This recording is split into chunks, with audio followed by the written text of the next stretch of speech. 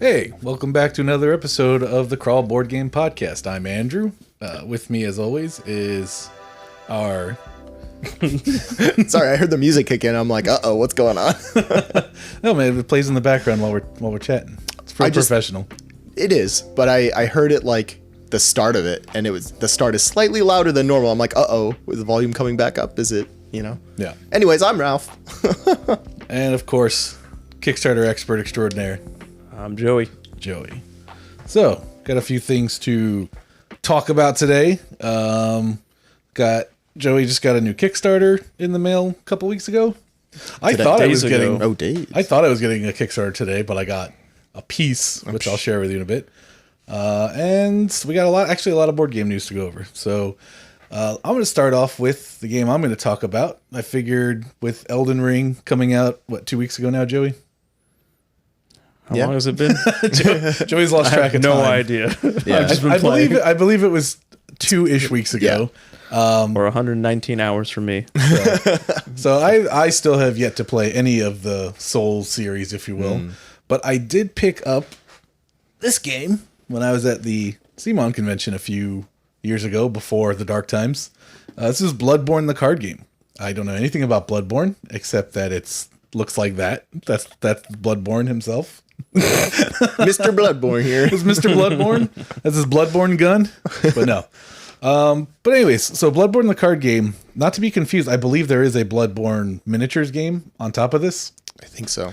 But a couple years ago, CMON came out with a card game. Now, this is a really interesting card game. It's not a deck builder.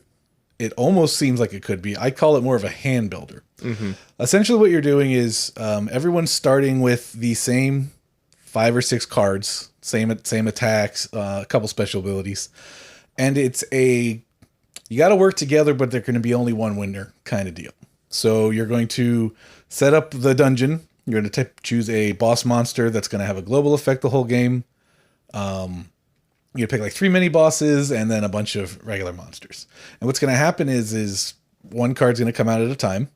It's going to have X amount of blood points that you have to kill. Essentially, it's its HP. And then everyone's going to kind of simultaneously kind of pick a card and put it down. Now, that makes it interesting because turn order is really important in this game.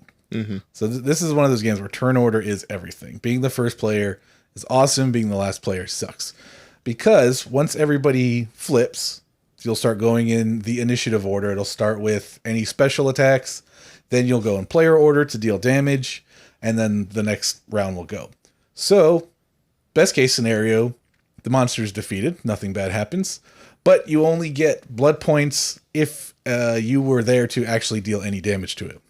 Trophies is another thing you get, which is points at the end. But so yeah, if you don't do any damage to the monster, you don't get anything. So it's really fun in the sense that you're deciding when you're going to try to play special cards to jump in front of people, when you're going to play cards. Eventually, every round or after you die, you go into the Hunter's Dream. Again, I do wish I knew anything about the video game. What is the Hunter's Dream in the video game? If you think of it, it's kind of like a way station. Like, you're ultimately, like in many of the Souls-like games, you're kind of set up to die from the beginning. Right. And this is where you discover other NPCs in the game, and it's kind of like a hub world that is after you die. So you'll be talking to these people. They'll help you level up. You might have like a shopkeeper, things like that. Okay. So it's basically like a resting area. Okay, so very, very on brand.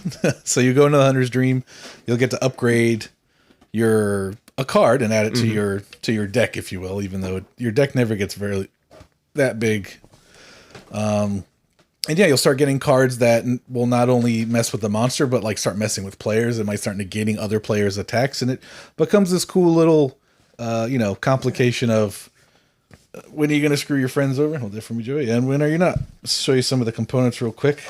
Especially my one of the things I got because I got it. Oh no, how did I get this? I did the Bloodborne. I did this game's Learn to Play. Oh. And the CMON conventions, if they ever have it in person again, I highly recommend it. It's not, if you're looking to go and see vendors and all kinds of games and stuff, you're going to be disappointed. Because they do have a game library that's other publishers, but there's no vendors. There's only one store, and it's going to be a CMON game. Yeah. And it's going to be mostly their new stuff and some of their old stuff. Yeah, I think you were describing it. It's very much like hey, come play our games. Like, let us show you our games. Yeah. And they have like tournaments but it is cool that they have like a little library for other games too, outside of theirs. Yeah, that's where I first played Dice Forge and kind of thought it sucked. But for doing the Learn to Play, I got the upgraded first player token, which is an actual 3-dimensional hunter. Normally the game just comes with a little cardboard standee, which is fine. All this does is mark the first player. So this is like overkill for its purpose. But other than that, the components is just the cards. You get some little dials to mark your health, which is pretty cool. And the actual blood points, get my little bag here, they're actually pretty nice and chunky. They're the baby versions of what Joey's going to show in his game. But they are nice, and they are fun to, pick up and bounce around and stuff. And a couple dice. And it's super simple. Oh, I also got Joey. I'm just throwing everything on Joey right now. You can get a neoprene mat. Ooh. Neoprene's the future, guys. That's true. Unless you're a scuba diver, then it's the now. So now this is something I wish was just standard with the game, because this is unfortunately one of those card games where, it tells you where to put everything, but everything's just kind of on the table. I like when games have either a mat or a board, like Ascension. Ascension comes with a board to fit everything nicely, and just, I don't know, it looks nicer. It feels better playing. Yeah. Speaking of neoprene, I'm going to segue really quick. So as I'm packing up my apartment, right, I have like a little drawer that slides into one of the shelving spaces on my Kallax. And I use it to keep like rubber bands, card sleeves, stuff like that. Well, I had to put all of that and pack it away. And I remembered that's where I put the 2 neoprene mats that I got with Dice Throne that I never even remembered that I had. Never used them? Never used them. You're just out there playing Dice Throne like a barbarian? I'm just out there on a hard table? Raw on the table. Just, with they have sleeves. Like a Neanderthal. Yeah. You know what it is? It's because there's no tokens to pick up, so it doesn't affect you, so you don't think about it. Exactly. Sure. But now that I remember that I have them, I'm going to use that every time. I might just use that as like a mouse pad. Like, why not? So, slight tangent. No, but not only that, I mean, is it as big as that one I just showed you, or are they smaller? At least. I don't think it's much bigger. It actually is probably the same size. Yeah. I would say. What I end up doing at the meetups is I'll just grab that neoprene mat as just a mat for any game. Because, especially there's a particular table at the brewery that's like a slotted picnic table. And people drop shit. So sometimes, depending on the game, especially if it's got a lot of little tiny components, I'll just grab that and throw it out, and they can set up any game they want on it. But yeah, I don't know if I'll have to unravel it, but I think it's just the artwork. I don't think there's actually like slots for where you're putting stuff, because you have your player board. So if you're not putting cards down on your player board, it's just piles of cards really. So it's cool art. What's the best Souls game, Joey? Well, actually, it may surprise you that Elden Ring is my first and only Soul game that I've ever played. Oh, wow. I pegged you for a Dark Souls guy.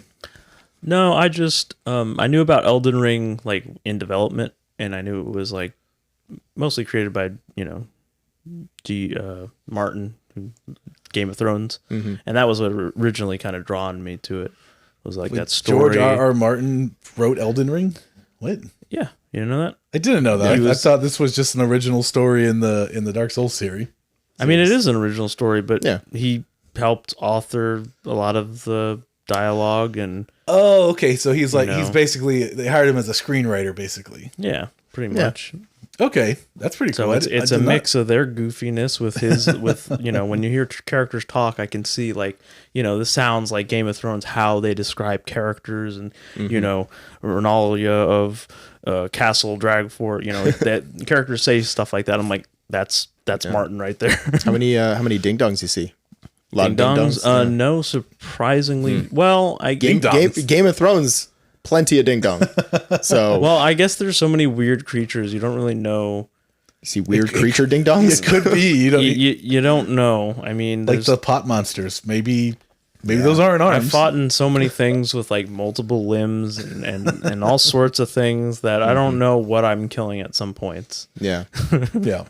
Also, Joey's maidenless, so Well, that's how the game starts, Oh, and yeah, you know, it works out for you later on.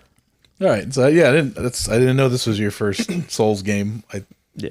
What about you, Ralph? You've played Souls games? The only one I've played was Demon Souls, so that was the first one. the first, and arguably it morphed since Demon Souls, so it wasn't even similar. Like, there were no bonfires in Demon Souls. You just start the level and you go until you die. And there were no bonfires to rest at, no like Eustace flasks or whatever they are. Nothing. You're just like, it's not the harshest of the Souls-like games, Right. but considering how much stuff you get later on that kind of helps you out, it is more punishing for it being the first game to kick it out. From what I understand, that one, Dark Souls, the Samurai one, and Elden Ring, they're all in the same universe, but they're not sequels or like tied to each other or something like that. They said it's like the same That would make universe, sense. but they're not as connected as you think they are. Yeah. At least that's what I was looking stuff up to see how this all tied together. Because I'm a fan. I may not play, but I'm a fan of the meta. So Yeah, I think that's why people call them Souls-like games, because since they're not tied together, you know, it's just a very particular type of game style and play that it can exist on its own. And I think it does a great job. yeah, but it's the same creator for all of them, right? Same developer. I believe so. FromSoft did all of them? Yep. I think so, yeah. Not only that, it's the same like director as like I how, think that it's I don't know. different, probably. well, Because it's Yeah. Martin and some other person is the co-creator Yeah. that I saw. It's like something Miyazaki, but not the Miyazaki you think. Yeah. It's a different one. well, in any case, But you know, it works well. I haven't done anything in Dark Souls or Demon Souls or anything like that, and I feel like I don't need to at all. Yeah. no, I looked it up because there was one day where I was like, I really want to play this. How am I going to play this? I have nothing to play it on, and realistically, I'm not going to make time to do it. But I was checking to see like if you needed to know anything about the other games. Oh no, I asked you and I Googled it. And but that's why all the questions I was asking you made me feel like you like knew the franchise. I guess I wouldn't know now that I think about it, but That's true. So I mean, I haven't. All I right. mean, the only thing I can think of is like little Easter eggs that would just go over my head. but I don't that's know. what the internet said. It's just little stuff like that. Yeah. So does this inspire you to try any of the other games? Are you No. enjoying this? No. I mean, No, I just purely for this specific game, I just had it just happens to be a Soul game, so people keep asking me about all the other Soul games, Yeah. which I don't care about, never gonna play. I just want to play Elden Ring because just Yeah, I don't know. It's kind of the same as like a Metal Gear game, right? Like if you play one, then everyone assumes like, well, you're gonna play the rest, right? yeah. Like you're in the club now, buddy. Yeah. I mean, for everything that I've heard is that this is the best iteration on the Souls games. And it would be cool to go back. Like, I know Bloodborne is a big fan favorite. Just Yeah. because of like the different, like it's the aesthetic that's really beautiful. Yeah. But I mean, if you're just jumping in with Elden Ring, I hear it's a fantastic entry. Like, it might be the best, if not top 2 or 3 Yep. of the Souls games. And no DLCs. Well, it just came out 2 weeks ago. I I bet I think more than that. No, like they intend to not do any DLC. Oh, I see. For a long time. If they Okay. do DLC, it'll be because people are tired of playing and they want more levels and stuff. Yeah. Versus I'll jump on that bandwagon, even though I still have a lot to explore. Yeah. the video game world for a while now has been in this weird capitalist pocket to an extent where there's microtransactions and pre-order deals and all this stuff. And Yeah. I think a lot of people like this Elden Ring game just because it kind of went against the norm. That's the modern norm. And it's just God. like, we're just going to put out a game. Yeah. Yeah. And then what? It's like, no, we just put the game out and then they buy it and we're done. Yeah. It's like, what? What? So And you don't have a cluttered UI with a bunch of crap telling you where to go? And yeah, actually the UI is kind of crappy, but as long as it works, no one cares. it's smaller. It's like limited. You just need to know certain things, and that's it. Yeah. And it's kind of the appeal, right? Like, because it does so many good things with having like so little as far as like an interface, or because like even if you looked at like the menuing system, it looks terrible, to be honest, but that's all you need. Like it's the basics. It's like raw numbers and math. And it looks like a menu from like 2002. Yeah, but that's what it takes you back to the old games, man, when like things were hard and confusing and everybody's like together trying to figure it out. Like instead of today where there's so much hand holding, it's so boring and nobody gives a shit anymore. Because it's it is such a community driven game. That's how I see so many clips on TikTok, because there's so much content on it right now, and people like sharing their builds and sharing their solutions to fighting different bosses, and sharing, oh, I found this secret path, guys, check it out. Yeah. So that part is really awesome. So reading the messages in the game and just like deciphering whether they're full of shit or not. Secret ahead. No, there's not. There's never a secret ahead. No, for me, I feel like more often it's right than wrong. Yeah. What I've experienced. Do you like, how does those messages work? Do you like upvote them? Do you like? Yeah. So there's preset words you can use, so you can't exactly write whatever you want. How do they keep writing butthole? That's why they use the conjunction but, and then hole is just its own word. So and then finger is a word. So you always see finger butthole. Yeah. Or finger butthole question mark. Yeah. I keep seeing like I'll see clips of like the message is like offer head, and then you'll see like the shadow image of like they're just kneeling in front of an NPC. And I'm like, there's fucking weird people out there, man. Why just play the game? What are you doing? It's that one where it's like double time, and he like does a pose where he like grabs two statues crouch at the same time. Good lord, that's awesome. But yeah, it's anyway, board games. Board games. Well, no, this is how it ties to board games. This video game is become very community driven, like board games are. So it'd be nice to see this trends kind of continue, and hopefully it's just not another one of those, the summer of 2016 when Pokemon Go came out. Yeah. And the world was united briefly doing that. And right now the world's united playing Elden Ring. Oh, we're united. We're Team Ukraine. We're all united in that too. Yeah. But yeah, Bloodborne the card game. I don't think it's that expensive. I think it's like a $25, $30 game. Yeah. It's even if I've never played the Souls games, but it's a really good game. You don't really need to know anything. It's all assets from the game. So if you do play the game, it's going to be cooler, I guess. But it works. Works good. Yeah. I like it. Just don't be afraid of failure, because that's the whole game. Yeah. That's right. I wouldn't be surprised if you see like an upcoming Elden Rings board game or something. There's going to be. I mean, there always is, but it's how you would pull it off. Because in Bloodborne, you're given kind of some basic items from the beginning, which is how you end up with your little saw weapon, your axe, your gun, all of that, which translates into the cards, the starting cards that you get for the game, the card game. Yeah. So that the tricky part is, like with a Souls game, you could pick a class, but your loadout is kind of different. So it would be an interesting way to see how you would translate that. But it's such a big piece of IP that, I wouldn't be surprised. I mean, there is a Dark Souls board game, isn't there? Sure. There's Dark Souls board games for sure. Yeah. So I think that just came out on Kickstarter like a year or two ago. So I wouldn't be surprised. Let's pull it up. Yeah. Let's pull it up. Yeah, and I think, like I said, I think there was, I believe there was a Bloodborne miniatures game as well, but to the internet. We need like a song for the internet. 2017. Okay. So let me look at some pretty pictures. Oh, this is very like linear map looking scenario based. It's very, it looks like it's very skirmish based. Oh, that's cool. Like how there's a Dungeons and Dragons skirmish, Kingdom Death. I think the fighting is basically a skirmish. It's not really like a map you explore or anything. I'm trying to find some pictures of the map. There we go. Interesting. Kind of. Is that all? Some kind of Joey's like, where's the rest of it? Yeah. It's like, those minis don't look pretty big.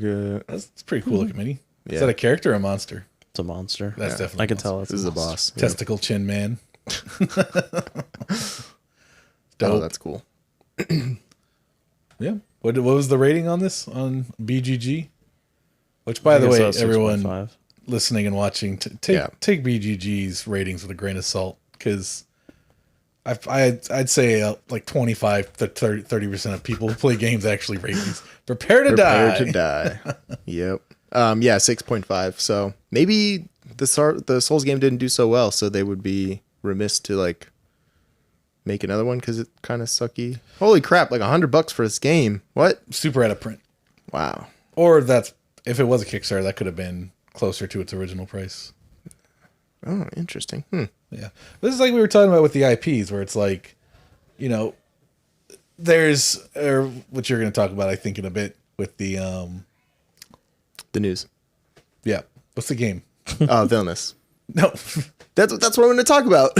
the other game, the Death by Daylight, Dead by Daylight, Oh, yeah. Okay. Dead Will Daylight. Yep. It's hard to, if it's a really big video game franchise, to try to like ride that line where you're going to get people to buy the game, because especially a game like Dark Souls, it's back then it was more of way more of an obscure game than it has gotten to today. So Yeah, because it's a unique balance of, to get the game, like the video gamers that are interested, you have to make the board game, you have to translate a lot of what people love. Like people love the brutal like combat of the Souls games, because it's like very rewarding when you finally beat that boss that you died like 600 times to. yeah, It's very difficult to translate video game things into the board game world. Like it's more than just images and icons. You have to get that same level of feeling when you're playing the game. right. That's probably its biggest challenge for Dark Souls, at least specifically.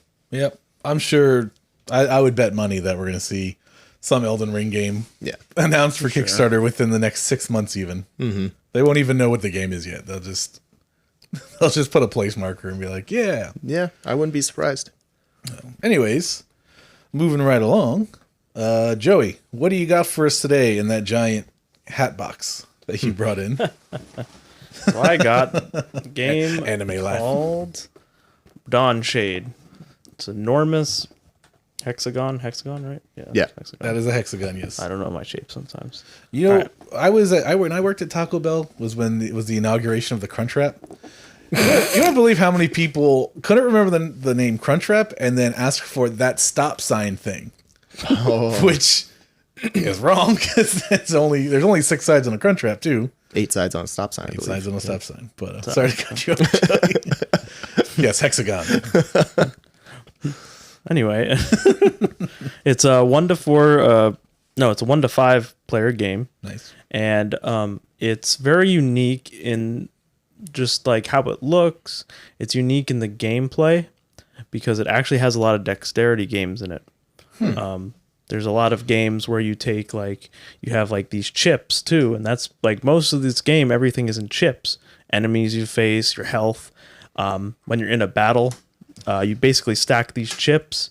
You stack your player token on top of that. Let's see if I can find a player token. Yeah, this one. And then you'll gain, whenever you gain shields, you put them on the bottom. And if you take damage, you take it from the bottom. Oh, okay. Kind of When like you put shield, yeah. I think Too Many Bones uses that system of chips. It's all chips and dice. I'm so hungry right Same now. thing. Chips and dice. There's a logbook, and it kind of acts sort of like Above and Below, where you'll go onto a map tile. It'll have an event number. You go to the event number, and here it does a little tiny event that happens, and I like that. it tells you what the result of that is, what you do with it. You might have a battle. It might be you get the access to the merchant. You can start paying your hard-earned money to get some items and stuff like that. You have traditional characters that look like there's specific species. I can't remember the name of it, but they're like a specific type of creature in a weird alternate world, almost like Elden Ring. It's like its own different world, and you're part of the kingship is what your team name is called, your party name, and you're on like a quest to restore order to the elements, basically. And so a lot of the game revolves around 6 elements. So that's why it is a hexagon. There's a point to the shape. It's part of the whole theme of the game, because you have 6 elements at all these points, and part of it is paying these elements in certain ratios where there's something called like being aligned or unaligned. There's where you're in one element or another, and you get different buffs depending on what element you're aligned more with. You go to the doctor in this universe. Oh, here's the problem. Your fire element's off. It's not aligned. Yeah. Something like that. And then you use some of the element tokens to pay for certain things. You pay for some of your skills. Everybody has 7 skills, each character you can choose from. So is combat dexterity based also? No, it's not. You'll use dice. You'll do there's your stats. You have an agility stat. The agility stat determines how many dice you can roll. And then what you do in a battle is you can roll a certain number of attack die, defense die, and they're called Vaki die. Vaki die. Vaki is the element in this game. That's what the elements are. Okay. Vaki. It's that's the name of it. So so basically you can just think of it like attack, defense, and magic. Pretty standard stuff there. Let's check out the Kickstarter page. Boop. Dawnshade. Dawnshade. What was the overall funding on this? It was pretty small, actually. I think it was like 100,000, something like that. Mm-hmm. Yeah, so it wasn't 117. What was their goal? 49,000. So yeah, they doubled what they wanted to make. Yeah. They funded it pretty fast. They're like sexy cat people. Yeah. With giant eyeballs. Look at these eyeballs. Oh my gosh. Yeah, it looks creepy to a certain extent, but yeah. They are a little in that uncanny valley of a humanoid, right? Yeah. They're almost humans. But it's very unique in the art style and just kind of what you're doing. So, Joey, tell me more about this endless path quest system. That sounds awesome. So you have all these quest tiles, and you're obviously not gonna. You only grab like a certain amount. I think like 2 or 3 a game, but there's like 50 events, so you might not run into the same event for quite a long time. And then is it one of those where like depending on the tile you're on and whatever other card or roll, it's gonna like you like add the numbers and go to that kind of section or something? I'm not really sure. I haven't really played a game yet. So that's how Tales of the Arabian Nights is. I don't think it's like that. It just has an event number, and you see event 2. You land it on there. You go to event 2. I think that's pretty much it. But basically, as you move as a group. So nobody has they're individual on the map. Oh, okay. Smart. But you have just a kingship chip, and that's your collective, and you move as a group. And as you move on the map, each space you move increases your threat.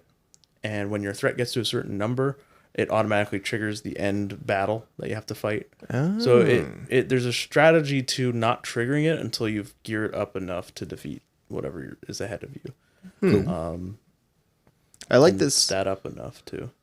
I like this character customization where you're using the elements, I'm assuming, that you were talking about, and kind of tailoring what you can do or the cards in your hand. Well, you can increase your stats. Those are what the dials are for. I like those little dials. You can also use there's 3 dice like right underneath that middle dial that you can put onto those things to give you skills. Oh. Those are your skills basically. There's a combo meter, which I'm not really sure how that works, but I think if you miss a certain number of times, it builds up your combo. Like determination. And that's what lets you use your ultimate abilities when you've missed a certain number of times. So it kind of balances out. Like if you're too crappy, at least you kind of get like something to pay off for. So intense JRPG like battles. So yeah, you'll have the cat people. Yeah, you'll have what's interesting is everything is chipped. So what you'll do is it's a good thing you got that picture up there. So these indicate like somebody on your team. And then you have these Roman numeral numbers, which indicate where the enemy is on the map. So you'll put them all in this bag, and you'll pick out the number of players in the game, and that'll be the turn order. So basically, like, okay, one of us go, enemy this goes. Let's say there's just 3 players, right? So that would be the initiative order. So Okay. Enemy 5 would go, he would attack, then enemy 6, then one of us would go. Oh, I see. So you could have a chance to, like, all of us just go and they don't go. So there's just kind of like a interesting randomness to it. That's cool. I like now that you've explained it, I understand what they mean about this this line about like Final Fantasy, because you're constantly in those games. Like if you're giving yourself haste, you know, you see at some point in the series, I think it was like Final Fantasy X, you'll see the turn order at the top, and you can, like, depending on what spell you're going to cast, you physically see your character portrait move up in spaces. It's very cool. Yeah, that's kind of what I'm picturing. What you're describing. Yep. Yeah, it's exactly like that. Very cool. And then you have the stack of chips is like your health and your shields, and you can roll to kind of get some of them back. You can do attacks on enemies, but that's just the battle. And then there's a lot of, if you visit like an outpost, there are these games you can play. These are the dexterity games where Skill based. Oh, I see. Like -1, 0, 1, 2.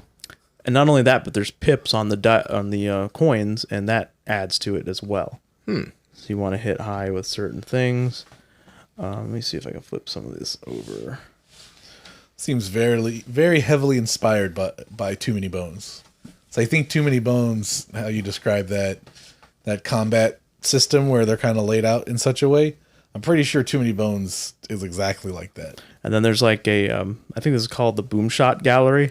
Boom shot. So if you would decide to do that with everybody, you all take a coin and you basically toss it, and wherever it lands on here, you get the prize. Oh God, I'm having flashbacks of ether fields with the dogs fields all over where again. you're taking your little coin. Oh yeah, pretty much. I guess there's a battlefield. Yep, that's the regular battlefield, and then the Boom Shot Gallery's on the other side. Yeah. I will say, just from showing like the boards, it looks very like bland and boring. But when you're looking at the images of the different, you know, stacking the chips, and then all of that relates back to your health or shields or whatever, you know, you could start to see it come alive a little bit more.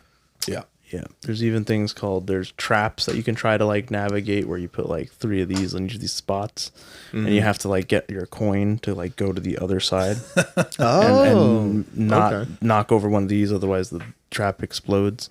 Nice. What's a lot that? of like gambling games in here just to make more money and stuff. And Yeah. buffs. What's that dungeon crawling game where you're like flicking? Like if you shoot an arrow, you have to flick like a little. Oh, cylinder. yeah. It's not Ascension, but it's the one I always confuse Ascension. No, with. I know what you're talking about. I can't think of the. Is it like Dark something? No. I can see the game. I don't own it. Oh shit! All right. Well, I guess looking behind me doesn't know. We're thinking of the same Shut Up and Sit Down episode. Yep. Because like that's when you had said you're like you have to like slide your token to get past. Like that's a cool little dexterity mechanism that, you know, you're not adding too much overhead to the game to include something like that. Yeah. And then here's like an enemy. I'll have like its stats on the back here, like its little face. I know you can't zoom in, but Not yet. One day. there.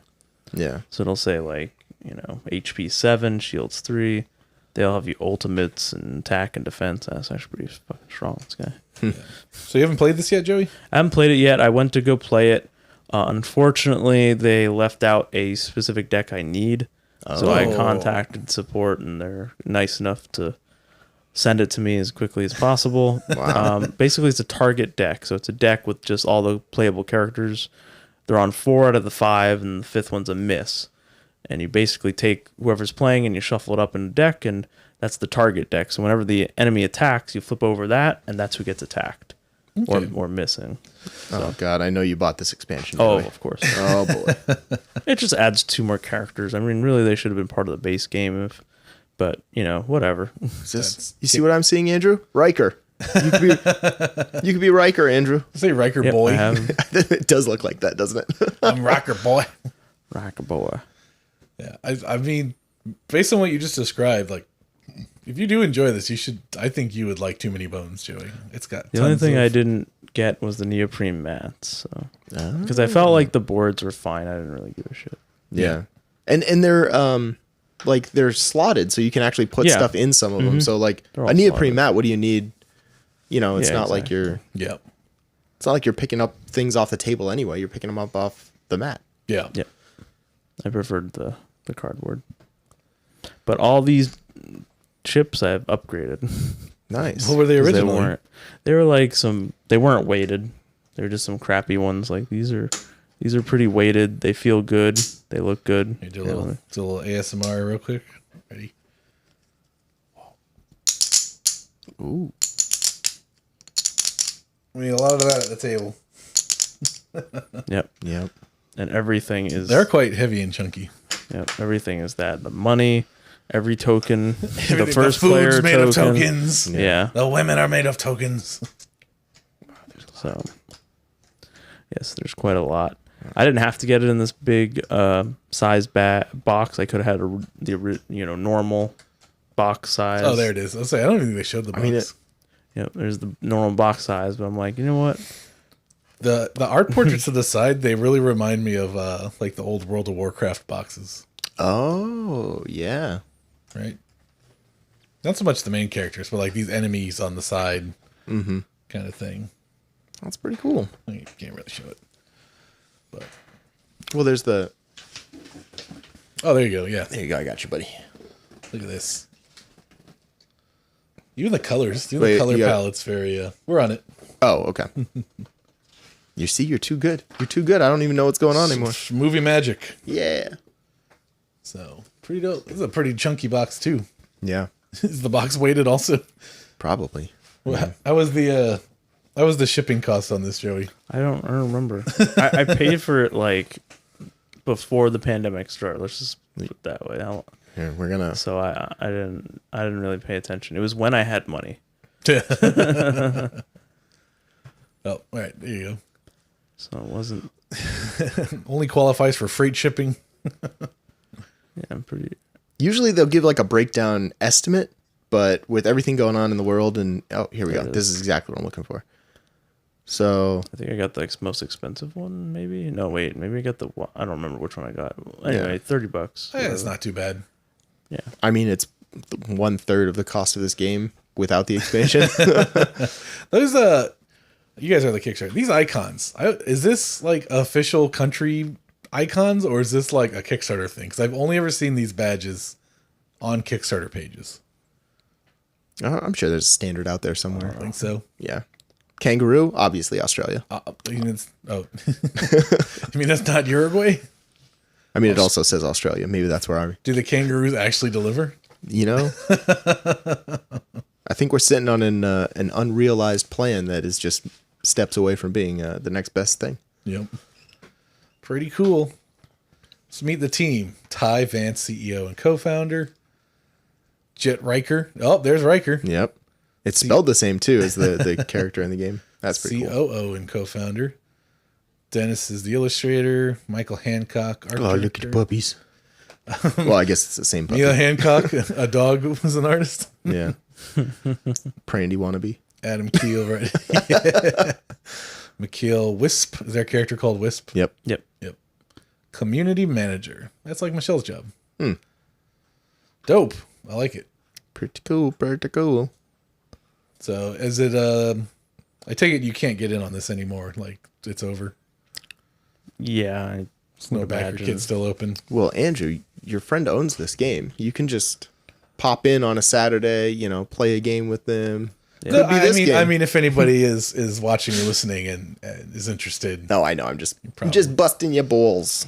I'll come to game day eventually. I mean, I'm not coming because I'm so wrapped up in house stuff. So I have a banged up child. I can't get away. I had surgery. I didn't do anything to him. It wasn't abuse. I was like, well, in my head, I was like, he didn't listen. It's suspiciously close to knocked up. And I'm like, I wonder how many people got the wrong impression about that. No teen pregnancies in this house. Oh, thank God for boys. That was my house. Anyways, anything else on the Dawnshade, Joey? Not really. Okay. I guess maybe I show a little bit of the logbook. I don't think you'll be able to see it too well. Very colorful. Yeah. It's got a lot of big pictures. I'm a big fan of pictures. And it, like, does rewards like whenever you finish the quest, and so that's what reminded me of Above and Below, is like you do something, you get like experience, and Tawny is what the money is in this game. Tawny. Everything has its own special name. I noticed, like, Tawny is the one money, and then they even have, this is Glint, which is just 5 money, and then you have shit, what was this called? This is Aurelian for the gold, which is just 10. Do you feel like it adds to the depth of the world building, or is it just a chore to remember all these things? I don't know. We'll see when I actually play it, like how like I refer to it, but I mean, they're fun to say, so it's not like... Also, if you just handed me a list of these names... Here's your Tawny. Yeah, it could be a list of bad dragon dildo names. Oh, yeah, I forgot to... I don't know why that made me think of it, but there's like a... Where's he going with this? There's a cog bot that you can... I don't think it has anything to do with it. It's just timing, I guess. But yeah, there's like something called a cog bot, like a cog behemoth that you can all get into, kind of like Power Rangers. Oh, okay. And you like, one person operates the legs and the other person operates the head. Oh, that's cool. And you get like different buffs depending on what part of the body you're in. And there's a bunch of conditions. They give you one giant token for that? That would have been dope. Nope. It's like one condition, one token for each part. And there's a lot of conditions associated with each of the 6 elements. So like, and there's a positive and a negative version. So you can be cursed with the air, or airborne is the positive. Curse the air. So chance to evade while you're airborne, or cannot roll Vaki or foe die when you're cursed. Foe die. So I guess that means you can't attack the foe or something when you're cursed. Pretty cool. Yeah. I'll play it. Definitely interesting. Something we haven't seen too much of. I know you keep talking about Too Many Bones, but... I think it's, like I said, heavily inspired by Too Many Bones, which a lot of people really like Too Many Bones, and a lot of people think there's some major flaws in that game. So this might be a game that like took all the good things and then like just scrapped all the junk. Yeah. Which is pretty much how every board game ever works. It's all just a copy of another game. It's all just Monopoly, but changed out. It's all advanced Monopoly. Yeah. Oh, Jared's watching. Hi, Jared. No, I will not play Monopoly with you. Sorry. Anyways, let's get into some board game news. Yeah. So, let's start with the one me and Ralph both caught our eye. Oh no, behind the scenes, they're not supposed to see that, Ralph. Well, considering I just found out we were switching to the news, I was not prepared. That's on me. I think that's my bad. All right. As you're moving the mouse around, like I could influence where this mouse is going. So, pretty much every episode we've been talking about IP saturation. Yeah. But this is where we come in, where it's like, but if it's an IP you like, you're not too upset. Yeah. So, Star Wars Villainous has been announced by Ravensburger. This article comes from Screen Rant. The it's 3 or 4 characters. And I remember I saw them. You mean play? Oh, it's like 5 or 6. 5 or 6 characters. Yeah. Okay, here's a list of some of the characters at least. You got Darth Vader, obviously. Why wouldn't you? He's the ultimate villain of Star Wars, if not the ultimate villain of villainy. Is that a word? Villainy? Villainy, I think. Villainous villainy.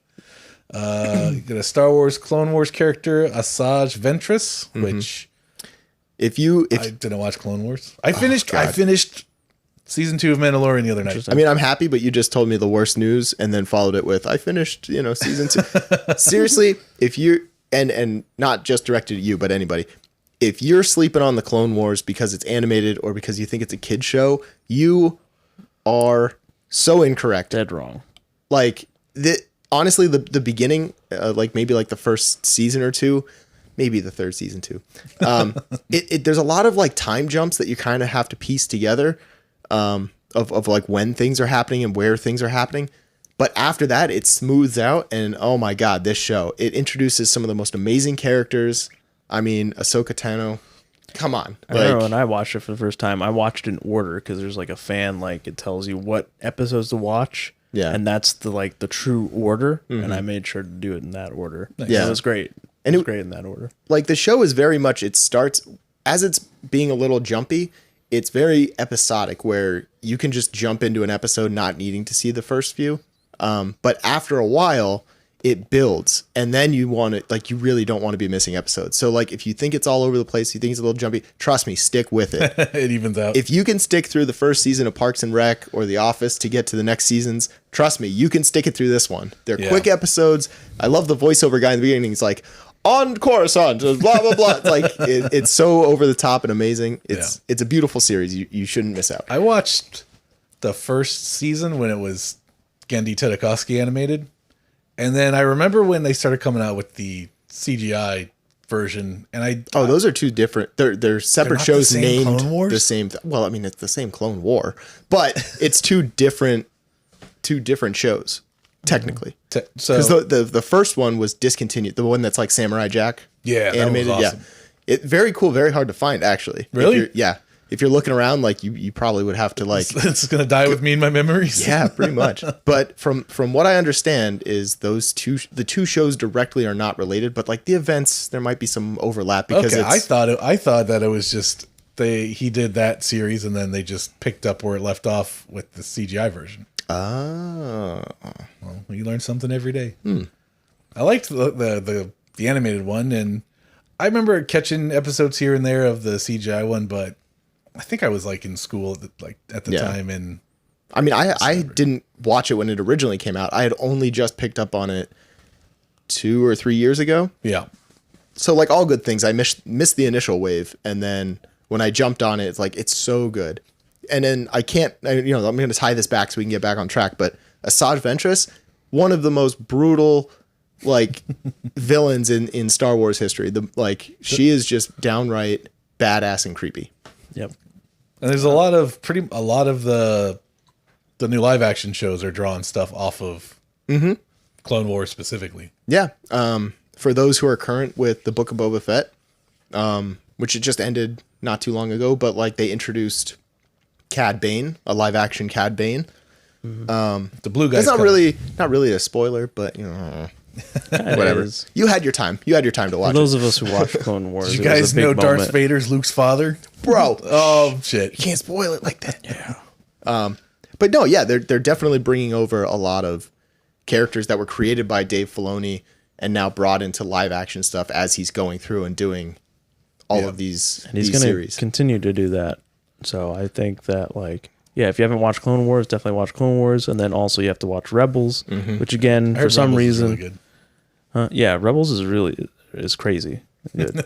For some reason with these shows, always the first 2 or 3 seasons suck ass. Yeah. But then they finish shows. really strong. Mm-hmm. Both Rebels and Clone Wars were like that. Yeah. Because I started Rebels and I haven't made it to the end. I kind of dropped off at some point. I don't remember why, but I need to jump back on it to finish it out. Because what's his face, the main character, is one of like a handful of Jedi that had survived Order 66, and he's bound to come up at some point in these live action Star Wars shows. So I'm ready. Well, he didn't survive 66. He was trained after Order 66 happened. Okay. The kid.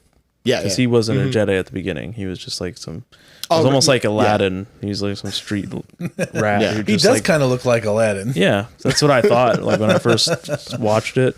But then over time, he starts to learn how to be a Jedi. Yeah. Cool. So I guess it was his teacher that survived. Order 66. Yeah. Okay. I knew something. Yeah. See, this is all the more reason I need to go back and finish it out. And I have a feeling that where the Mandalorian will go, you'll probably see more from Rebels. Mm-hmm. And Obi-Wan. That way. And Obi-Wan probably. Oh, yeah. That's probably where we're going to see some stuff from Rebels coming to Obi-Wan. And Jedi Fallen Order's getting some tie-ins now. They already teased it. Which is great because the actor who did the voice of it, they modeled it after him. He's just going to be in it, which... That's super cool. Michelle watched a ton of Shameless, and he's in it, and he's fantastic in that. So it'd be nice to see more of him in that role. Yeah. But But you know, it's funny we say like, yeah, they draw a lot from those shows, but they kind of have no choice to because Disney kind of severed all the. Oh, don't get me started. So it's like they're drawing a lot from like Clone Wars and Rebels, but that's because that's the only other thing that's canon. Yeah, because everything in the because they cut everything else. Yeah, and everything that's worth it that people want to see. Yeah, right. Don't show me anything from these. I don't know, these fan made films that were. I heard rumors. I was telling someone this, and they told me to F off that they would. I could see them at some point redoing the sequel trilogy, do it over, like one, 2, and 3 do over, or the whole thing. 7, 8, 9. 7, 8, 9. Just an alternate Oh my God. universe. like retcon. Why not? I mean, because isn't that what happened with the DC? Where they bullied into doing a recut of Justice League.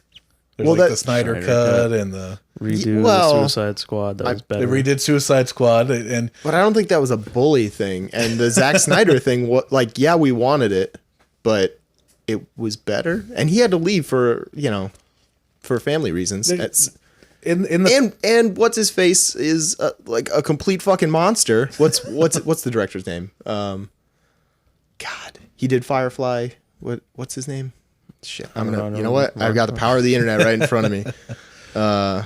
But no, I mean, like, people. Joss Whedon. That's what I'm thinking of. He's a fucking monster, and he did the original Justice League. So, like, fuck that guy. I want the Zack Snyder version. It lives in my head. But what if you could get the George Lucas version of 7, 8, 9?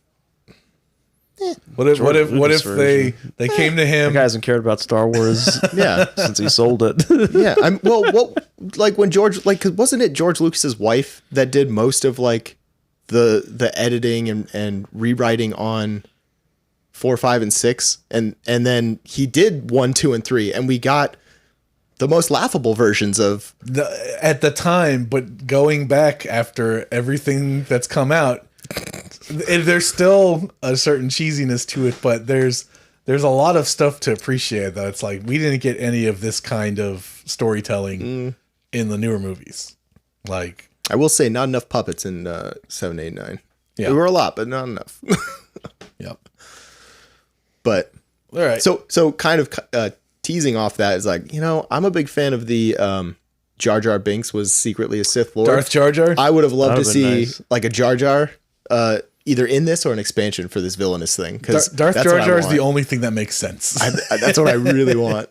Go back if you haven't looked it up. Look up the Darth Jar Jar theory, and then go rewatch the prequel trilogy, and like in your mind, tell yourself that is fact. If there is a Darth Jar Jar, everything makes sense. Everything makes sense. Too much sense. Yep. Anyways, so the rest of these characters. Yeah. So you got Vader, Asajj Ventress. You got Grievous. Yeah, I never liked Grievous that much. Well, I mean, Kylo Ren. Mm-hmm. I don't want Kylo Ren. I want Kylo Ren, but his character transforms to Ben Swolo at some point. He's a 2-part character. And the Mandalorian, Moff Gideon. I like Moff Gideon a lot. Mm-hmm. He is delightfully maniacal. Yeah, yeah. I think that was a good pull. Instead of somebody like Grand Moff Tarkin, like they could have went that route, and he's not a primary bad guy, but he's certainly evil. Yeah, fucking blows up all of Dantooine. Did you ever see the actor who plays Moff Gideon? Where his daughters is like, "Daddy, don't hurt Baby Yoda," and he's like, "I will hurt the child when I get my hands on him." Or something. They cry. I have not seen that. That sounds awesome.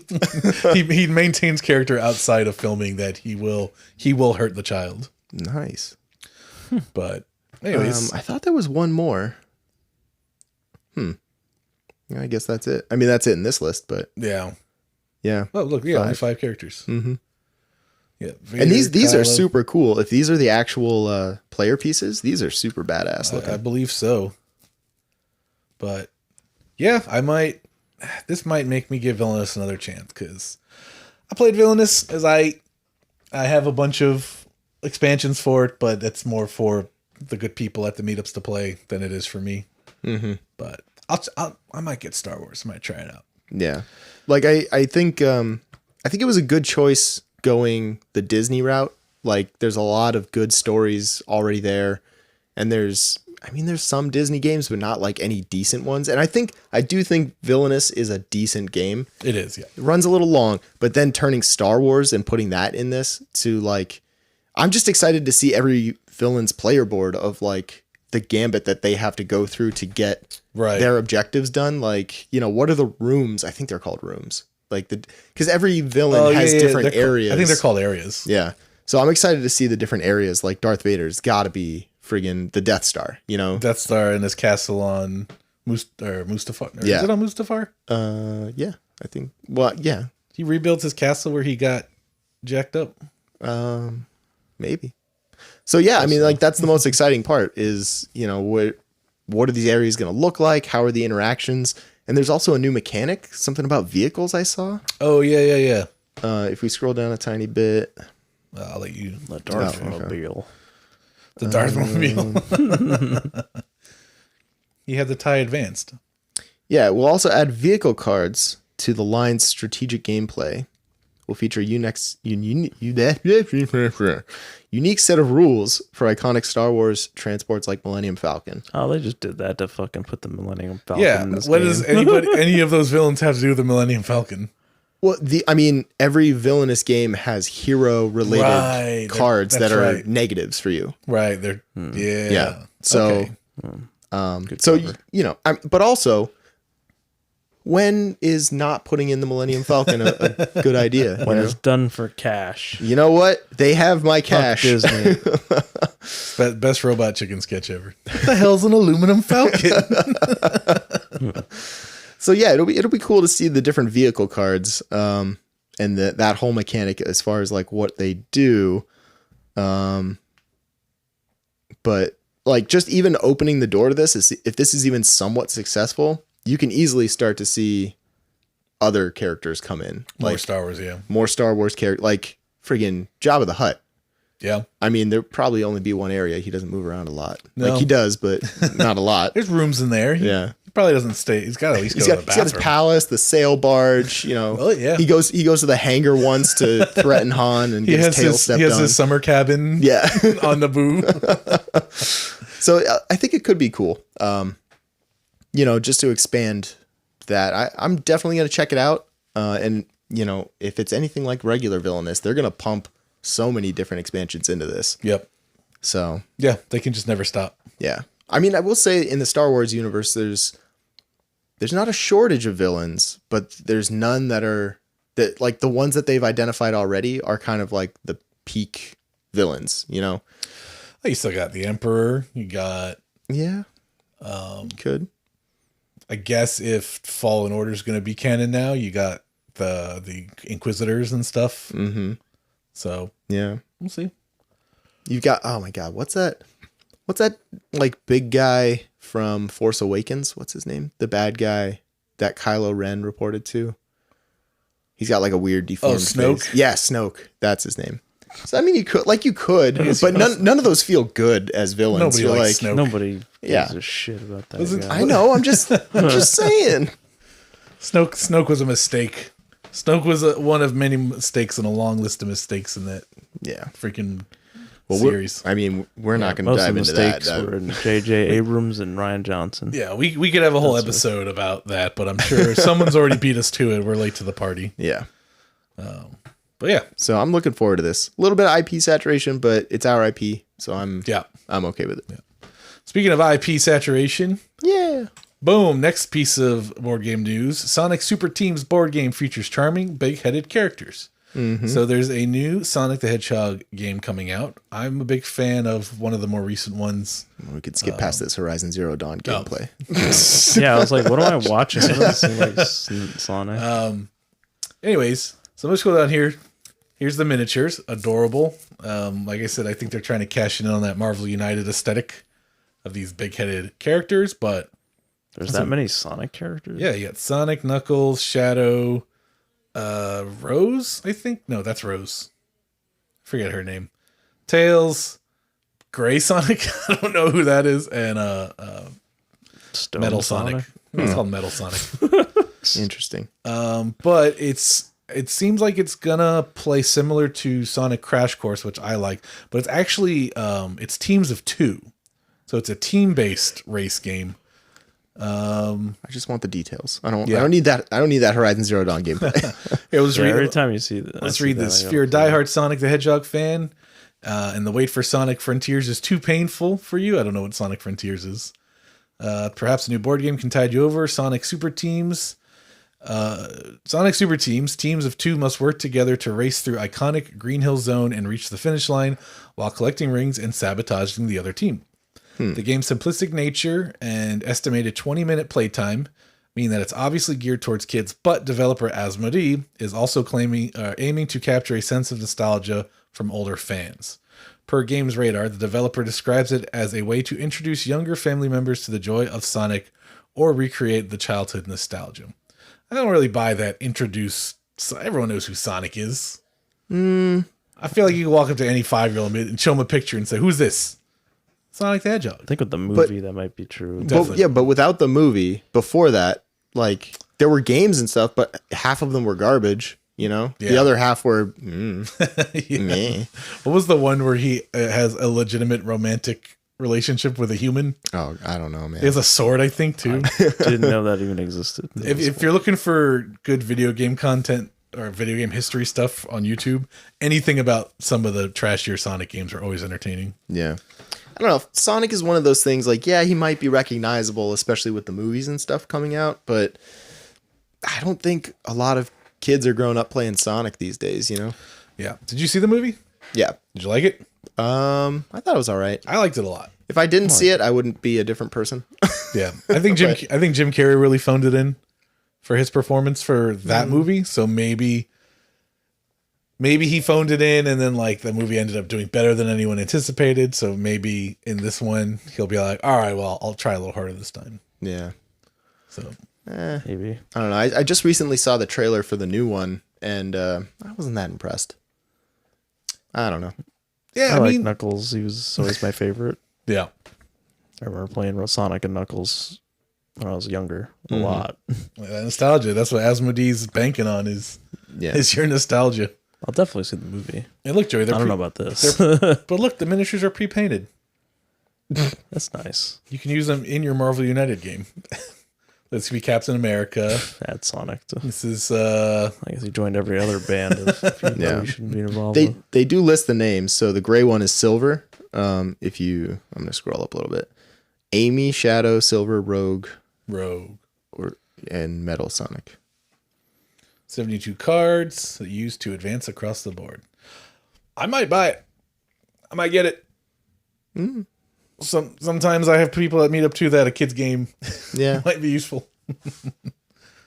Yeah. I mean, I think this is going to be like a lot of other games where it's going to look like the Sonic game that you have or even the Mario Monopoly, and people are just going to grab it because they see little action figures in there through the window. And they're going to get it. They're not ultimately going to play the game. They're probably going to just like, oh, look, it has cool action figures. And then they realize it's part of a game. And they're like, oh. What? There's more than 2 rules? Yeah. Screw this. So, I mean, like, credit to them. But I think, that's just my opinion. I'm not saying it's going to be a bad game. But I don't think it's going to be like a blockbuster hit. You know. Fair. But, you know what is going to be a blockbuster hit? Is the next piece of news. Oh, I doubt it. I doubt it. I was just trying to hype it's gonna be a hit with me, but that's about it.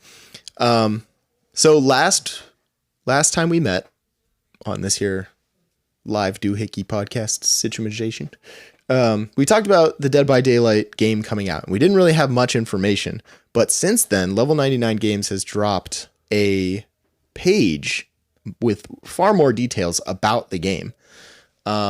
So the Kickstarter that they're doing, they actually have the date here, March 29th. So it's coming up pretty quick. That's coming up quick indeed. Very quick. But they do outline like the number of killers and survivors, and they hint at a collector's edition. So I just kind of wanted to go through that as like a follow-up. Since it was something that we had talked about, and we took one image and we did the connecting the lines on the cork board to solve the mystery of how this game would be played. So I thought we would come back with some more concrete details. So you're going to get 13 minis, some killer, some survivor. And they say that later on they'll say, I believe it's 7 survivors and 6 killers, I believe is what it is. But you were pointed out, you thought that anything over 3 was going to start getting in the outside IP killers, right? Or did you recount that? 3 is a little bit low of a ballpark. I think 6 or 7 is pretty base. Well, let me get into that in a second, because there's other things about the collector's edition that I think will tie into that. So they do mention we had maybe said that there was going to be, it could have just been a 2 to 4 player survivor game with the killer as the AI, but we now know that that's not the case because it's going to be 1 killer takes on a team of 2 to 4. You're going to have 2 different maps to explore. So we had seen the maps here. This is actually the image we were looking at, just blown up. Yeah. So there's probably a flip side to this board that has a different configuration of all these different spaces. You're going to have different items and perks and props and powers. So this very, very closely mimics the game where certain survivors and certain killers have different perks, but then you get to a point where you unlock them for other people to start using, other characters, other killers or survivors. So if you unlock a killer perk on one killer, it could be taught to other killers eventually. Nice. So I'm imagining there's going to be some deck or some sort of choosing mechanism. It might be drafting. It might just be random. Random seems a little weak. I would hope that you get to choose. And then you'll get to use items like med kits or toolboxes, things that just help you out with playing the game. And here again, they mention about killers and survivors having unique perks to make the game different, and then customizing your builds with those perks. So jumping back to the IP killers and the count, when I first saw that the collector's edition would have 10 additional killers and 10 additional survivors, that kind of blew my mind because let me scroll down a little bit to see if I can find where the breakdown is. Because at one point they had said something like they actually used like numbers for killers and survivors. So I'm thinking it's probably going to be like 7 survivors, 6 killers. But if you add another 10 killers on top of that, that's when you start pushing the boundary of what is owned by Behavior, the company who produces this game, versus the killers that they license, right, like Leatherface or Ghostface or, Freddy Krueger, things like that. But they don't even call them by their names in the video game, right? They have nicknames that don't call them Freddy, but in a lot of the descriptions they use actual names. Okay. Because every killer in the game has like a background that you can read, like lore. So even though they call Leatherface the cannibal, it is referred to in other places, I think, as Leatherface. Okay. I might be wrong about that, but well, you're the Dead by Daylight expert here, so it must be true. Oh, I'm not the expert. I caught shit for what I said last time, so I'm definitely not the expert. So yeah, this collector's edition, it's going to have 10 additional killers and survivors for 33 playable characters. That's insane. That is an insane amount of choice. It's going to come with 2 additional maps and more perks, and then you get 5 mini hooks. And I thought this was the coolest thing, because this is the one thing I wanted. I don't know if we saw this last time, but I wanted to actually be able to put the survivors on the little meat hooks. And it looks like you can, unless if this is just a tease and you can't do this. That's just photoshopped. I'm going to be so pissed. You have no idea. I'll drill little holes in your miniatures for you. So you can hang them. So yeah. You actually will get miniature generators to put on the spaces that we were seeing right here. Okay. And then it's also going to come with plastic blood point tokens, which I think we had talked about. You're going to use blood, like these are going to be the cardboard blood points, but a little bit of plastic extra stuff wouldn't hurt. So as long as it doesn't end up in my drinking water. Yeah. So I'm pretty excited. I'm more excited now that I know the date and that this collector's edition is a way to expand your roster of killers that you can play, survivors that you can play, because with each additional character comes additional unique perks. Right. So it's going to give the game way more replayability with those perks, assuming that it works similar to the game where you can only include a perk that is being run on a survivor that you aren't tripling your roster there. Yeah. 13 to 33. That's crazy. Yeah, I'm sure it'll have like here's a generic build for this named character. You know, if you don't want to customize, this is the recommended cards, and then you're free to mess with it as you will. But it's also because I think we, like we said last time too, this is a smart move because they're probably gonna push the base game to retail. So they're gonna kickstart this. You're gonna see this in GameStop and stuff for sure, absolutely, without a doubt.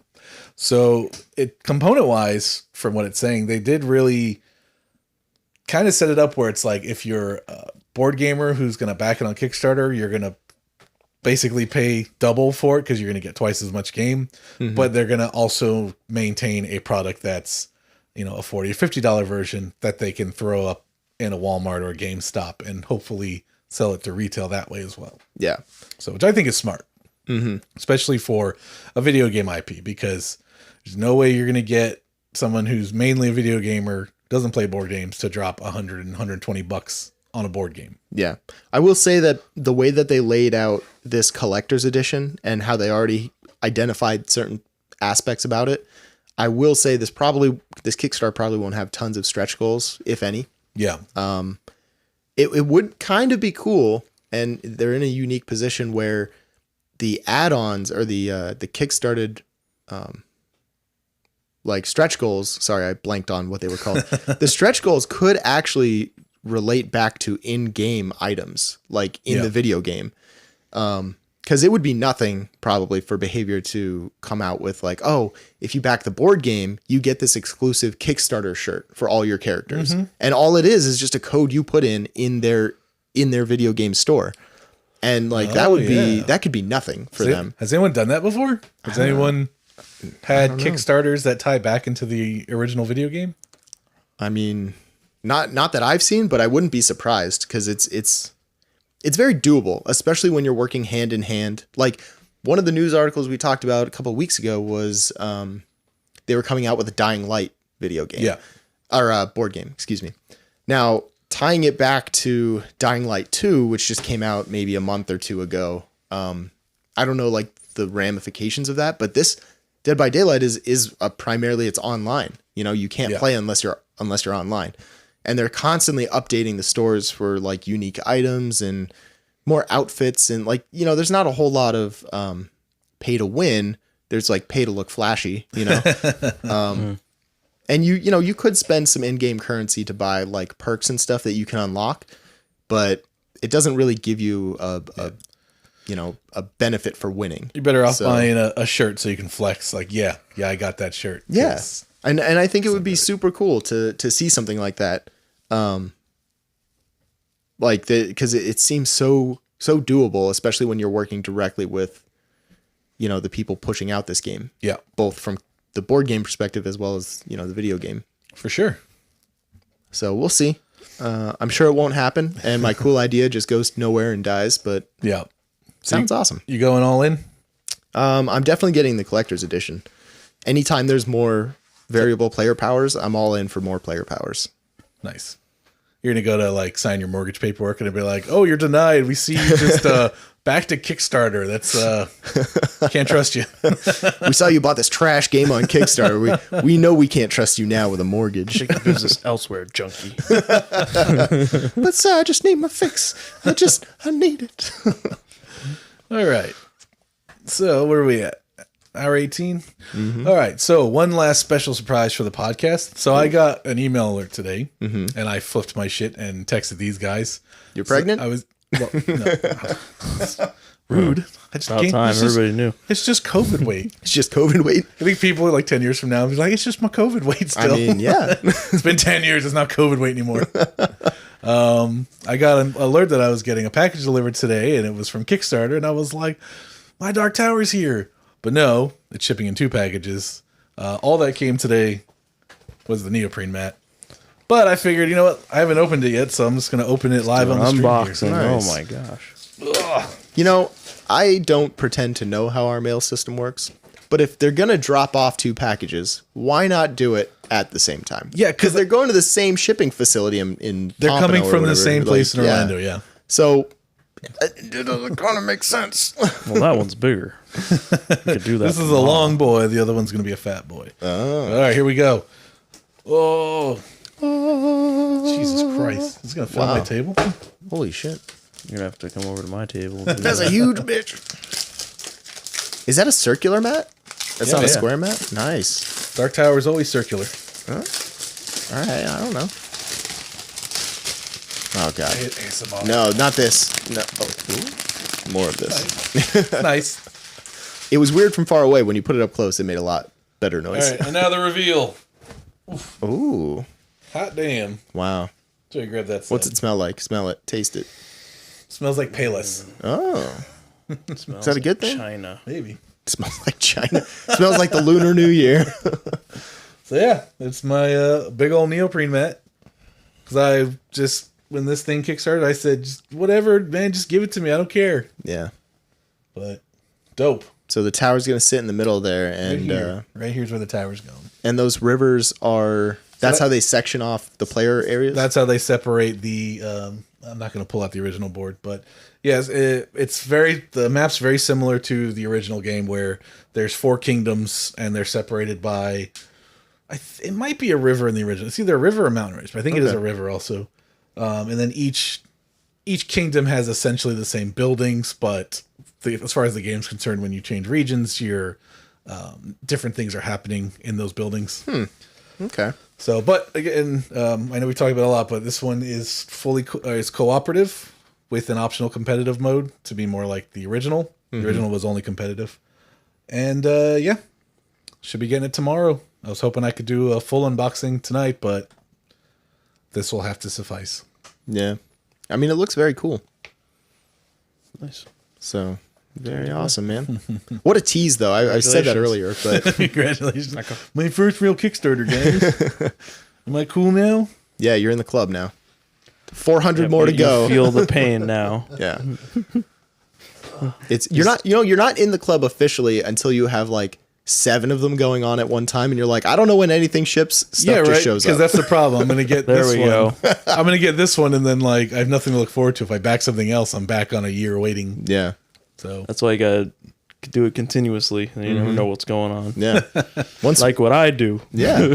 Once you back enough, once you back enough, then like the new stuff you're backing, you're still getting old stuff, and you'll always be waiting for the next 7th continent to drop. So I just got Tiny Epic Dungeons, and then like almost like a week later, Dawnshade just shows up, and I get an email that says we delivered your package. I'm like, what the fuck? I didn't even know that you were delivering. I thought they were still like in production or something. I had no idea that this game was going to be on my we should start a subscription service. You pay us $1,000 a year.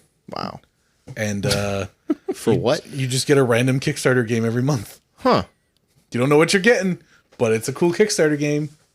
Well, they would have to pay us $1,000. $1,000 a and year. then We'd lose money on that. Yeah. Or whatever them would map out to. Just give them a bunch of $20 games. Yeah. Well, no, because we would be backing the Make bank. the game store levels, because we'd be getting multiples, so we would be saving money. But we would still have to say, give us $1,000 this year, and then next year when they release, we'll send them we out. definitely won't run off with your money. All right, so we're gonna have to. Yeah, that's never not happened on Kickstarter. We're gonna have to like put the money up front, like $1 million, and then nope, you never it's not gonna work. never use not your gonna own money, happen. never put it up front. But Joe, you're still waiting on some expansions and stuff for games you've already gotten and played the crap out of, right? Like Everdell, Nemesis. Nemesis is a standalone, so it's not technically a follow-up or expansion. Yeah, but waiting It's for its own- expansion seems like if you get the base game and then like by the time the expansion comes, then you're probably ready for it. 'Cause you're playing the Etherfields, base game. technically, I should get the expansions for Etherfields. I haven't played Etherfields in months since. Yeah, I guess what I mean is you're still waiting for more stuff of the stuff that you already got. Even like you've got Etherfields, but now you're still waiting on Etherfields stuff. The from the second Kickstarter. wave, yeah. Yeah, that's I got interesting. everything from the Great Wall on one shot. Nice. I can't say I've ever been in that situation where it's come in waves. There was potentially one, and then they said, well, we can't really do that. because of like they ended up just shipping it all together anyway. But they were talking about like storage, logistics, and stuff. Gotcha. I mean, there was a lot of stuff with some of the games I got. So like Tainted Grail, I mean, second wave is just like the monstrous amount. So I could see why it's like, okay, here's the base game, and then, you know, a year later, here's the second wave of the expansions we were working on for that game. Yeah. So, but yeah, I got a lot of things on the horizon. Oathsworn should be coming out in June or July this summer. Damn. I'm really excited about that. That's the one with the mystery boxes that have like, I love mystery boxes. like a random boss in it or something, and the thing is like this big, and they're showing off like the armory showcase where you have your miniature and you can take off their arms and replace it with a new weapon. Nice. Oh. So like it's really cool. In fact, can we pull that up? Sure. Pull that up. Yeah. Make me Go to work. Oathsworn. I ain't got nothing to do tonight. Sure. And then Oathsworn Kickstarter, and let's just check out that. Oh, you want me to? Yeah. Oh, the Kickstarter. Fine. Oh, Yeah, we can do it on Here we go. Kickstarter. Because we'll just look at the update and just how it. I think they posted a video. They spell it wrong. Is it 2 words? Oathsworn. No, I think you did, but does it show past ones? Oh, there it is. Oathsworn. Yeah. Yeah, it does. It depends on. Into the deep. Kickstarter search sucks. Yeah, That's some cool artwork. but whatever they filter, like to make the magic of how it shows up without filtering or searching, awesome. Made right here in Florida. What Is it? Yeah, South Florida. Where's South Florida? I want to work for you. Wait, what publisher is this? South Florida. Shadowborn Games. Click on that. Wait. No. I hate trackpads. I'm sorry. South Florida, Florida. Makers of artisanal board games. Oh, that makes them sound fancier than they. Nope. Who are these guys? We gotta get them on the show. Our first physical interview.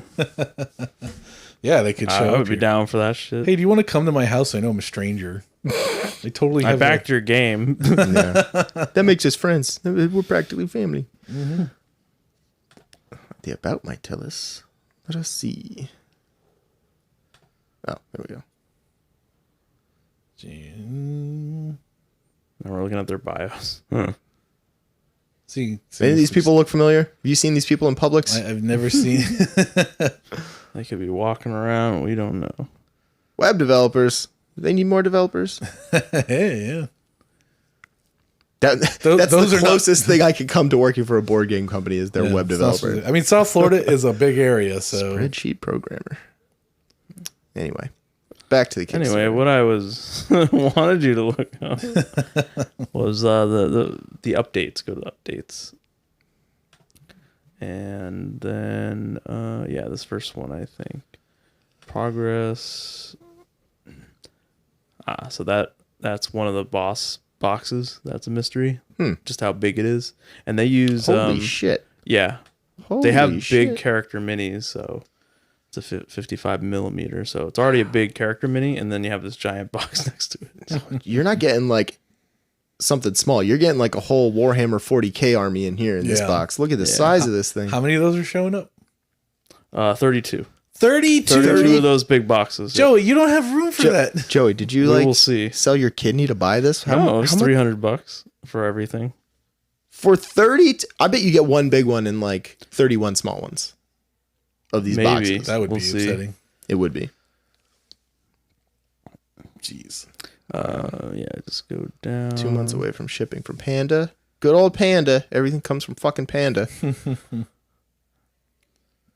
I think there's. Oh yeah, show this like the armory for the ranger. I'm going to mute this so we can talk over it. So when you get like a different weapon, it's like, okay, time to change my miniature. All right, yeah, let's change the weapon. Come on. It's just 5 minutes of spinning a miniature. Just back and Well, forth. they want you to see all the angles of it. Big miniatures. I like that. Yeah. Or small hands, you know. Small hands. I think that's a good size miniature. I want to know how this lady's arm is like. Does this arm come off? Or does it stay there because she's always using a I'd bow? like to friggin' see it. Come on, let's go. Yes, we Gotta wait see. 5 He's probably minutes. talking like. Holy still spinning. Oh. Okay, Are you going to pull something off? That's weird. Are you going to pull an arm off? What are you doing, Rip her lady? arm off. Oh. Are we getting there? There. Finally, Oh, Jesus Christ. Come on. Oh, blood everywhere. Oh. Okay. That's pretty cool, though. Oh, is it take your head off? Yeah, you can put helmets on. That's pretty dope. Probably just telling you how to take it off. He's like, don't grab it here. Yeah. Come on, rip her head off.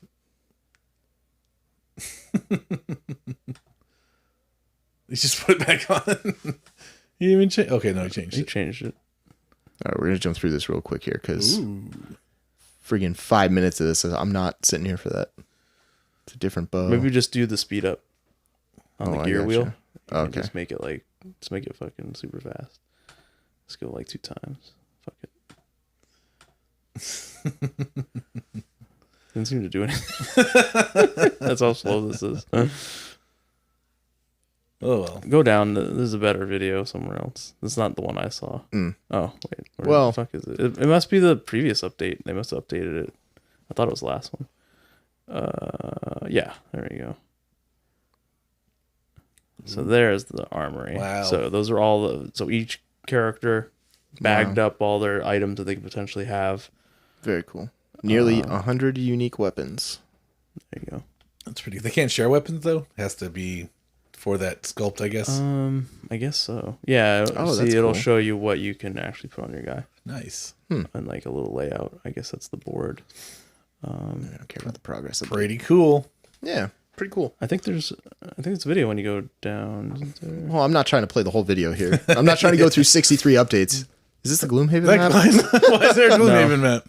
That's You're telling just me the that's map. not Gloomhaven. No, it's not. That's literally a fucking Gloomhaven map. This is what? Gloomhaven looks different. Gloomhaven is more asymmetrical. Joey, you're It's in not the denial. circle. This is either No, Gloomhaven, I know my Gloomhaven map. or friggin' Nilfgaard from The Witcher 3 or something. Like this is Or Citadel from Elder Scrolls. Oh, there we go. That's what I wanted to show you. Play that one. I'm not doing it. No, do Joey, it. I got to work later. I'm trying to wrap this It's up. only a minute and 55 seconds. All right, we can. And you made me watch the 5-minute one. All right, we're I didn't know about that video. Yeah. I thought it would be quicker like this one is. Yep. Spin it around. Yep. Yep. Cool. And then he finally takes it. And now he's got a staff. A different staff. Didn't he have a staff before? It's a different staff, Ralph. Oh, it's like a. It was like a spear glaive, thing. yeah. Oh, okay. All right. Fair enough.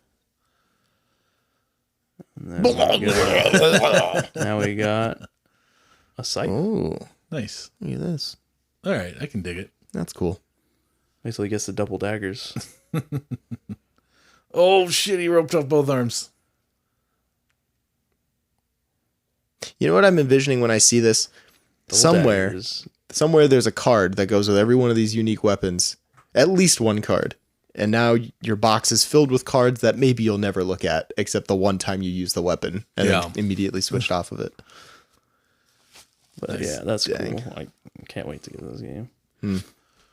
Well, we look forward to having it thrust upon us so we can all play it. Yes, I will. He does it because he cares. Lovely. And I care too. I want to play these things. All right. So, thanks again for joining us for another episode. If you're in the South Florida area, we got meetups weekly at Gulfstream Brewery in Fort Lauderdale and once a month at Flynn's Arcade in Margate. Follow us on our social medias at Crawl Board Games. We have a TikTok channel going now. I posted a video that's pretty good. It's got like 5,000 views. Nice. I'm basically a TikTok celebrity now. Wow. I don't know how much longer we're going to be on this small-time podcast. So, I think that's it. Everything else is still... I'm slow. Sorry. Yeah. I will say I'm probably not going to be on the next few episodes of the podcast. Right. I've got some getting house deported. things going on that my living situation is kind of changing, so I'm not going to have too much free time coming up. But he's going to be living here, so he has to be on the show. Yeah, He's, once- he's literally going to be sleeping in this room. Yeah. Once I'm all set up and moved in, then I'm absolutely coming back. Awesome. Until I find a place, and then it's a few, week or two on and off, and then back to it again. Definitely join us again next week to see who our mystery guest is going to be. Yeah. I don't even know who it's going to be yet. I'll probably wait till last minute to ask somebody. Tell you what, their forehead won't be as shiny as mine. We'll make sure it is. Okay, good. In your honor. Thank you. But not too shiny. Not too shiny. We'll have like a little squirt gun. Yeah. All right. See you next time.